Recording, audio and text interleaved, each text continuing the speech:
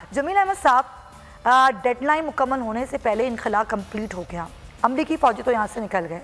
अब जो अफ़गानिस्तान की सिचुएशन है वहाँ हुकूमत साजी होनी है, वहाँ पर जो अफ़गान तालिबान हैं उन्होंने तहफ़्फ़ुज़ फराहम करना है शहरियों को। वहाँ की सूरत हाल को आप चंद दिनों में किस तरह का होता हुआ देख रहे हैं, और आपको क्या लगता है कि अफ़गान तालिबान पर जो एतमाद कर रहे हैं अफ़गान शहरी पूरी दुनिया, क्या वो उस पर पूरा उतरेंगे? देखिए, किसी चीज शख्स को ये जानने के लिए कि जो वादा किया है उस पर पूरा उतरेगा या नहीं, या किसी ग्रुप या किसी मुल्क को देखा जाता है कि उसका माजी करीब में क्या उसका किरदार रहा है।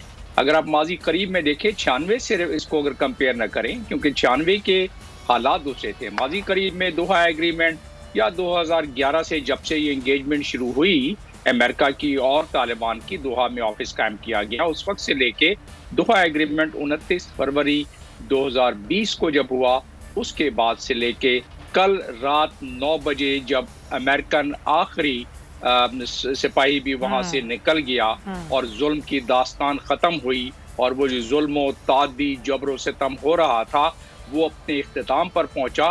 उस वक्त तक, यानी कि दोहा एग्रीमेंट से लेके आज तक उन्होंने, तालिबान ने जो जो बात की उसकी पासदारी की। और आपने देखा होगा कि 16 तारीख को जो सिक्योरिटी काउंसिल का इजलास हुआ, उसमें रेजोल्यूशन में जो 6-7 पॉइंट्स थे उन सारों पे मनोअन अमल किया गया, दो एग्रीमेंट पे 100% अमल किया गया। अगर इस माजी करीब के लिहाज से देखा जाए तो फिर महसूस होता है कि तालिबान इस मरतबा बदले हुए तालिबान है। इस मरतबा वो जो औरतों को इजाज़त दे रहे हैं, उन्होंने कहा हम कैबिनेट में भी ख्वातीन को हिस्सा देंगे। उन्होंने कहा है कि हम आवाम की खिदमत, कल की बात है ये, जब खिताब किया ज़बीउल्लाह साहब ने एयरपोर्ट पर जाकर, तो उन्होंने कहा कि हम तो आवाम के यहाँ खिदमत के लिए आए हैं, हुक्मरानी के लिए नहीं आए हैं। तो महसूस ये होता है कि जो उनके दिए हुए वसाइल इस वक्त हैं उसमें बहुत दुश्वार, बहुत मुश्किल, बहुत कठिन होगा।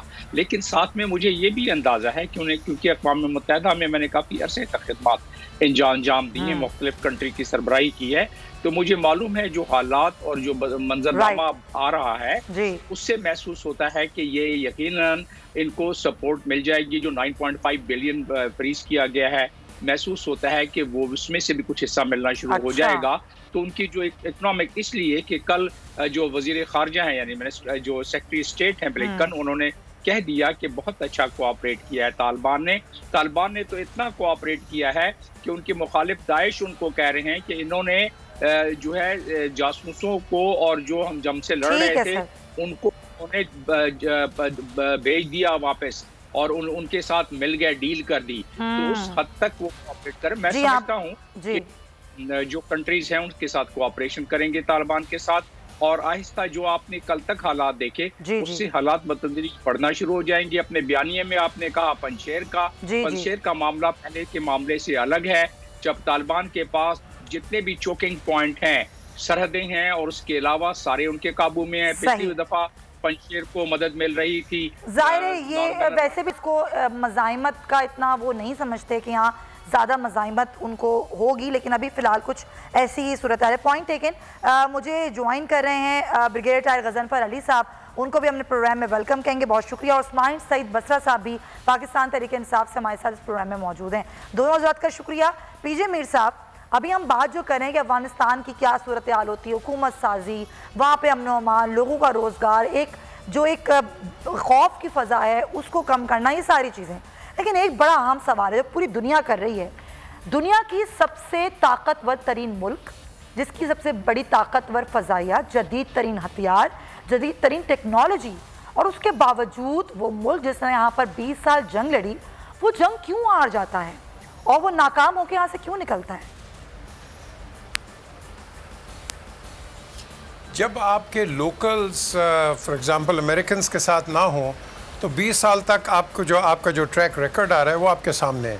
सोवियट्स ने ट्राई किया, आपने उनका हाल देख लिया। फिर 9/11 के बाद इन्होंने अमेरिकन्स ने दोबारा इंटरवेंशन की 2003 के अंदर। आप देखें कि आपका इसका रिज़ल्ट क्या हुआ। द क्वेश्चन इज़ कि अफ़गानिस्तान हमेशा एक वॉरिंग एरिया रहा है, और आज नहीं, ये मैं कहूँगा हज़ारों साल से इस तरह ही रहा है। ये आज डायनामिक्स चेंज नहीं हुए। हम बिल्कुल ऑप्टिमिस्टिक हैं कि जी 96 के बाद ये 79 to 89 के जो तालिबान हैं और अब 2021 के जो तालिबान हैं इसमें चेंज है। हम उम्मीद करते हैं इसमें चेंज है, हम उम्मीद करते हैं कि वो बेहतरी पे आए। लेकिन अभी इन्होंने जब टेक ओवर किया, इन्होंने कहा emancipation, freedom to women and all that, वो साथ ही प्रेस कॉन्फ्रेंस में, मैं इसका नाम भूल रहा हूँ, जो कि 9 साल गुआंतानामो बे में रहा है, उसने कहा नहीं जी हम तो वही करेंगे जो शरिया लॉ कहता है। अब उस back to square one, back to 01। अब ये जो एक आपके सामने एक स्पोक्समैन बात कर रहा है, उन्होंने कवर वही लिया जो कि इनका पुराना कवर था, नया कवर नहीं है इनका कोई। एंड सेकेंडली इनके पास कोई रिकग्नाइज, दुनिया ने किसी ने रिकग्नाइज नहीं किया कि ये गवर्नमेंट कौन सी है। We are talking to unknown people. आप उनको बिल्कुल तालिबान का एक रंग देते हो, but they are an unknown commodity, unrecognize commodity. तो ये भी हमने देखना है कि आपके आता कौन है। आपने इस मुल्क का नाम, अफगानिस्तान का नाम चेंज कर दिया, एमिरेट्स अफगानिस्तान कर दिया, किसके कंसेंट से किया है? सही। अब आप जमहूरियत की बात करते हैं तो आपने किसकी अथॉरिटी से? अगर स्टेटमेंट कल की आप उठा के पढ़े, उसने कहा कि जी we ready to work with Taliban. आप चाइना और रूस की स्टेटमेंट पढ़ें, ईरान को देखें, वो इंक्लिनेशन शो कर रहे हैं।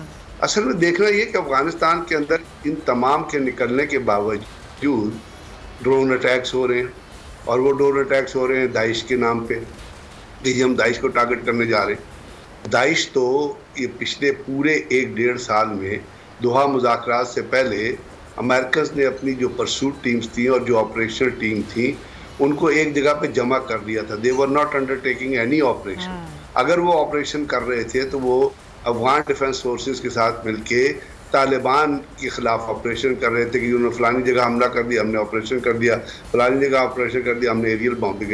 पहला सवाल तो दुनिया में ये उठना चाहिए और सोचना चाहिए लोगों को तारीख के बजाय कि उन्होंने 1 साल दाइश के ऊपर हमला क्यों नहीं किया। उस वक्त भी तो दाइश वहाँ मौजूद, कुन्नड़ में भी थी, नूरिस्तान में भी थी, तो आप उनको टारगेट करते, उनके स्ट्रक्चर्स को टारगेट करते, उनको डेवलप ना होने देते, उनको क्यों स्ट्रेंथन होने देते? किसने strengthen? Daesh is the product of CIA and Musaid. Afghanistan के में ट्रांसपोर्ट करने में कितनी फ्लाइट चाहिए थी? 124 या 20 या 40 हेलीकॉप्टर्स को C-130 के ऊपर अगर आप मल्टीप्लाई करें, अगर ये उसको अपना असेंबल्ड फॉर्म में भी लेके जाते तो इनके 5 फ्लाइटें चाहिए थी, जिसके C-1 ये जो इनके पास ट्रांसपोर्ट प्लेन्स हैं, इनसे ये हेलीकॉप्टर अफगानिस्तान। तो आप ये नहीं सोच रहे सारे लोग यहाँ पे कि इतना इक्विपमेंट क्यों छोड़ के गए? उन्होंने क्यों ये सोचा कि ये तालिबान के हवाले लग जाए? असल में मैं जिस तरह मुस्तकबिल को देख रहा हूँ उसमें वो औरतों को इजाज़त दें या ना दें, हुकूमत बने या ना बने, जेंडर डिस्क्रिमिनेशन हो या, ये एडमिनिस्ट्रेटिव मामला हैं। अफगानिस्तान का अपना मामला है जो वो कर रहे हैं, दुनिया को उसके अंदर इंटरफेयर मेरे ख्याल वो करेंगे भी नहीं, क्योंकि उनकी कुछ टैसिट अंडरस्टैंडिंग है। जब CIA के DG आए थे वो कुछ बातें करके गए थे अफगान। इस वक्त जो सिचुएशन और जो आपने सोचना है और जो पाकिस्तान में लोगों को सोचना है, जो ईरान में लोगों को सोचना है, वो ये है कि जो इतना जो इक्विपमेंट अफगानिस्तान के पास आया है उससे मुझे ये कंक्लूजन लग रहा है कि अमेरिकन अफगानिस्तान के अंदर एक फोर्स को डेवलप करना चाहते हैं मिलिटरीली, और वो फोर्स है तालिबान। वो फोर्स है तालिबान। अगर तो वो उनको असला देते किसी बार्टर को अपना डील के जरिए, अगर असला देते किसी परचेज के जरिए, अगर असला देते वो कुछ खरीदारी के जरिए, तो दुनिया की ऑब्जेक्शन रेज होती, दुनिया ह्यू एंड क्राइम हो जाती कि आपने तालिबान को ये दे दिया, आपने तालिबान को वो दे दिया। उन्होंने सब कुछ छोड़ दिया इजीली कि आओ और कब्जा कर दो। सही, सिर्फ एयरपोर्ट। बिल्कुल सही। ये जरा एक वाकई आपने सही कहा, ये बहुत सारे लोगों की सोच है, आप जुबान पे ले आए, शायद बहुत सारे लोग जुबान पे नहीं ला रहे हैं कि इतना इजीली कैसे हो गया, इसके पीछे क्या मामलात हैं और क्या सोच है, और यकीन हो सकता है कि वो यही सोच हो जो आप बता रहे हैं। सब्सक्राइब करें और बेल दबाएं ताकि कोई खबर रह न जाए।